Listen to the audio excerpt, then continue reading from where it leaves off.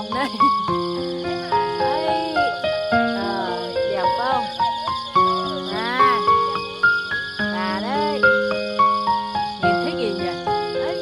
À. Chi chít, chi chít. Chi chít quả này mọi người ơi. Đấy, mẹ trồng ăn trồng đó. Nhà toàn ăn rau sạch thôi. À.